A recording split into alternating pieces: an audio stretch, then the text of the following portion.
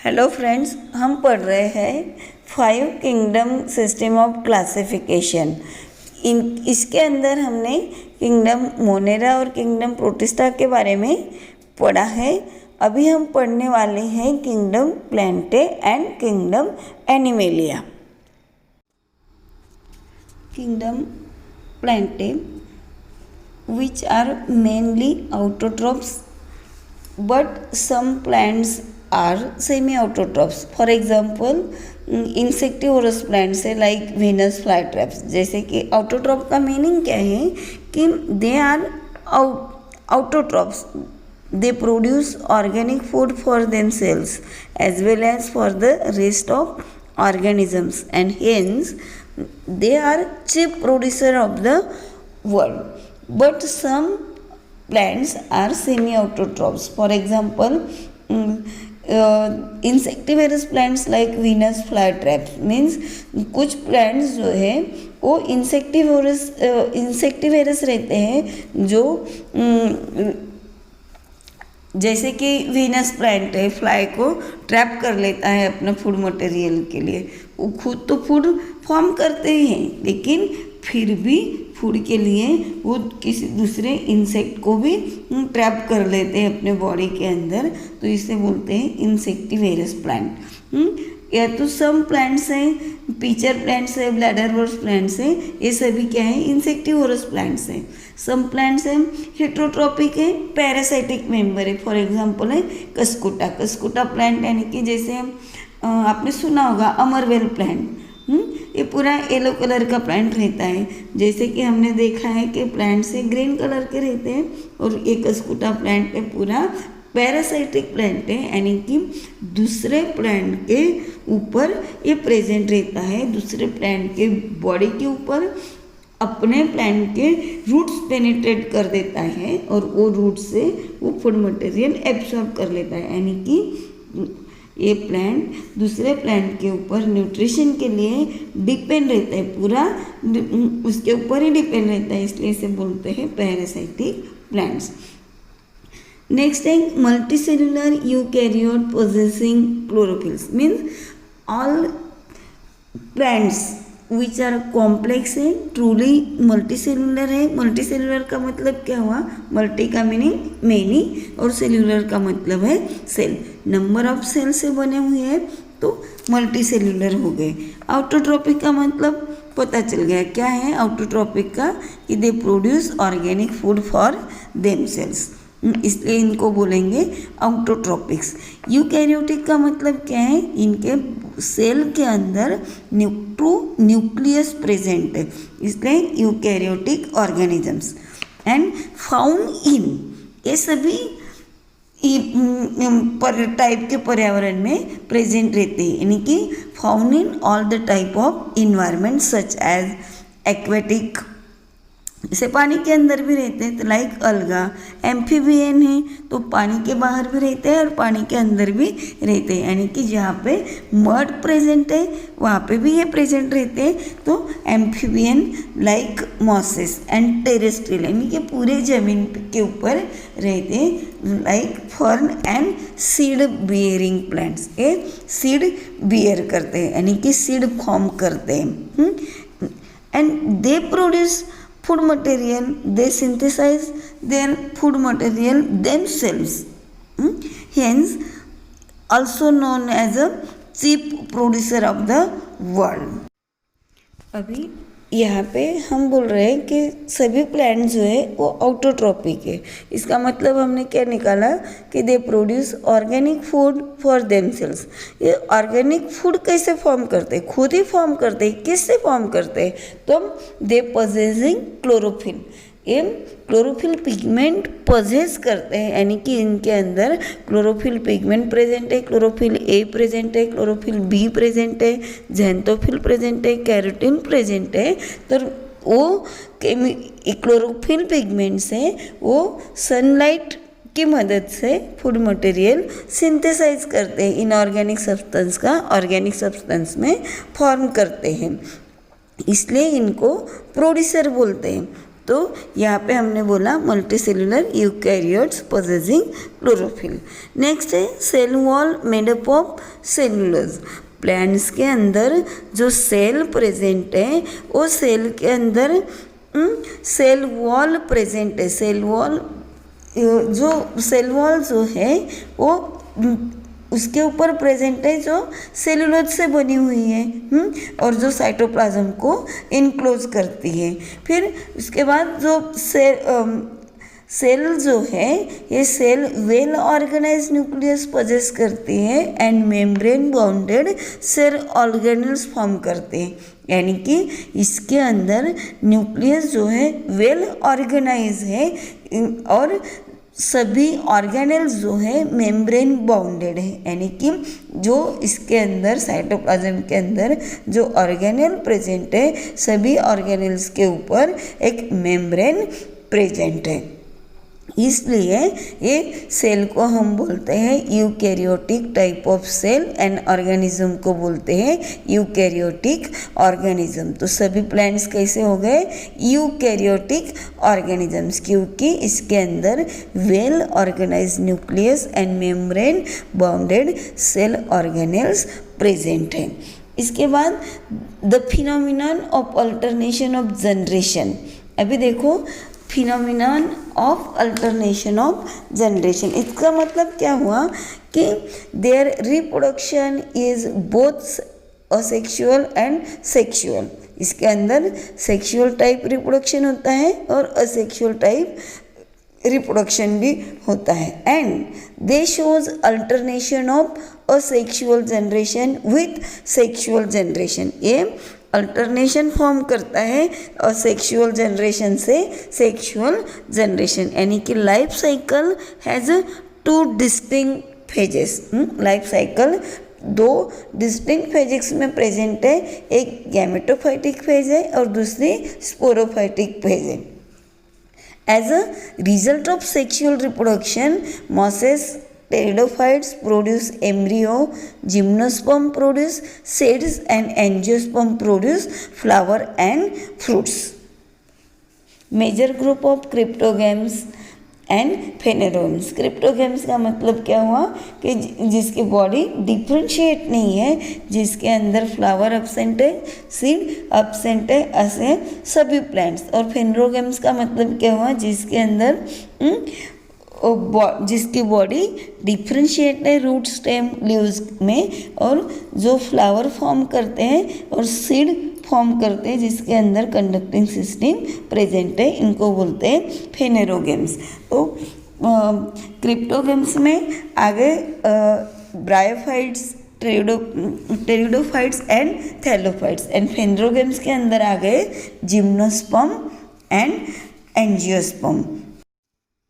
Next kingdom है kingdom Animalia. Kingdom Animalia all are heterotrophs. Kingdom Animalia includes the member of kingdom Animalia includes multicellular holozoic eukaryotic showing greater diversity compared to the member of other kingdoms। यानी कि ये organism multicellular है, holozoic nutrition adopt करते हैं और heterotroph से। Heterotroph का मतलब क्या कि जो न्यूट्रिशन के लिए दूसरे के ऊपर डिपेंड रहते हैं उनको हेट्रोट्रॉप्स बोलते हैं। आउटोट्रॉप का मतलब क्या, जो खुद फूड तैयार करते हैं उनको आउटोट्रॉप बोलते हैं। आउटो का मीनिंग है ऑटोमेटिक है, यहाँ पे हेट्रोट्रॉप से। तो हेट्रोट्रॉप का मीनिंग क्या हुआ, फूड के लिए यानी कि न्यूट्रिशन के लिए दूसरे के ऊपर डिपेंड रहते हैं। दे एडॉप्ट होलोजोइक न्यूट्रिशन। अभी होलोजोइक न्यूट्रिशन एडॉप्ट करना क्या है कि होलोजोइक का मतलब क्या है कि जो दूसरे के ऊपर फूड के लिए डिपेंड है और जो फूड मटेरियल इंजेक्ट करते हैं, डाइजेस्ट करते हैं, एब्सॉर्ब करते हैं, एसिमिलेशन करते हैं और एक्सक्रीशन फॉर्म करते हैं, उनको होलोजोइक न्यूट्रिशन बोलते हैं। यानी कि holozoic multicellular holozoic eukaryotic. Eukaryotic का मतलब भी पता है, इस सेल के अंदर वेल ऑर्गेनाइज न्यूक्लियस प्रेजेंट है और membrane bounded cell organelles present है। They are mostly diverse multicellular holozoic eukaryotes, ये तो समझ में आ गया। अभी नेक्स्ट क्या है कि the capacity of locomotion in majority, they have the capacity of locomotion, इनके अंदर लोकोमोशन फॉर्म होता है। क्यों फॉर्म होता है? Because they are without rigid cell wall, hence they can move freely from one place to the other.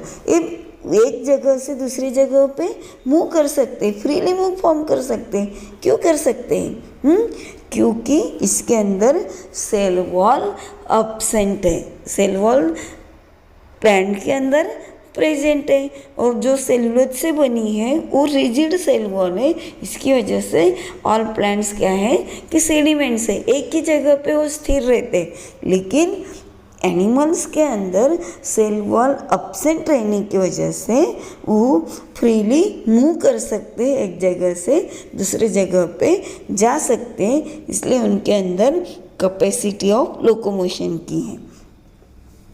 Next है कि multicellular eukaryotes where cells lack chlorophyll as well as cell wall. अभी cell wall भी absent है और chlorophyll pigment भी absent है। Cell wall absent है इसलिए क्या कर रहे हैं, लोकोमोशन फॉर्म कर रहे हैं, और क्लोरोफिल एब्सेंट है इसलिए फूड मटेरियल के लिए दूसरे प्लांट्स के ऊपर डिपेंड है, दूसरे एनिमल्स के ऊपर डिपेंड है, इसलिए हमने इनको बोला हेटेरोट्रॉप्स। तो lack of chlorophyll pigment as well as lack of cell wall. Growth is determinate with definite pattern. Growth is determinate means ये हम देखते हैं कि प्लांट्स जो है अपने लाइफ के अंदर बहुत उनकी हाइट बढ़ती है। हमारी जो हाइट है वो डेफिनेट है। हमारे लाइफ में जो हमारे बॉडी की जो ग्रोथ होती है एक डेफिनेट टाइम में वो कंप्लीट होती है और स्टॉप हो जाती है। पूरे लाइफ के अंदर वो एक डेफिनेट एज में वो स्टॉप हो जाती है। लेकिन प्लांट के अंदर ऐसे नहीं होता, वो कंटिन्यूस बढ़ती है। इसलिए हमारे एनिमल्स के अंदर जो ग्रोथ है वो डिटर्मिनेट है, डेफिनेट पैटर्न में है। हमारी हाइट डेफिनेट है, हमारी ग्रोथ ये डेफिनेट है, लेकिन प्लांट के अंदर ऐसा नहीं है। तो यहाँ पे हमने बोला growth is determinate with definite pattern. अभी हमने किंगडम प्लांटे और किंगडम एनिमलिया के कॉमन कैरेक्टर पढ़े।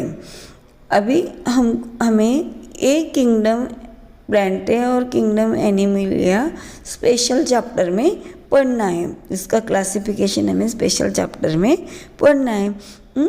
तो मैडम ने आपको किंगडम एनिमलिया का स्पेशल चैप्टर पढ़ाया है और ये चैप्टर ख़त्म होने के बाद थर्ड चैप्टर जो है किंगडम प्लांटे वो मैं आपको डिटेल में पढ़ाने वाली हूँ।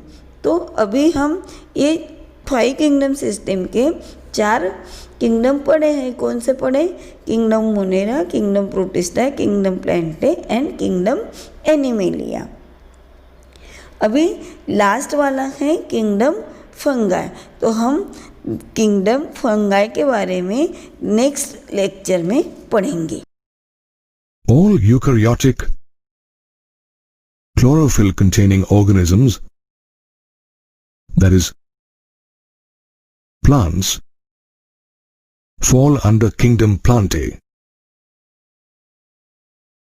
Plant cells are characterized by the presence of a cell wall which is made up of cellulose.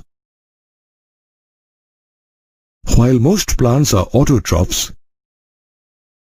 some plants such as bladderwort and Venus flytrap are also insectivorous.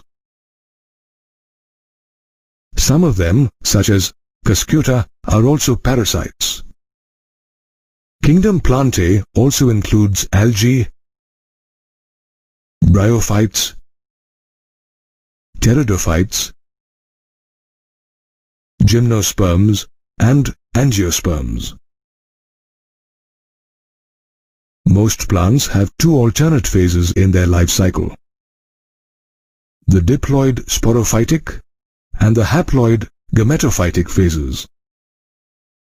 The length of these haploid and diploid phases, and whether they are free-living or dependent, varies between groups of plants. This phenomenon of alternation of sexual and asexual forms in the life cycle is referred to as alternation of generation.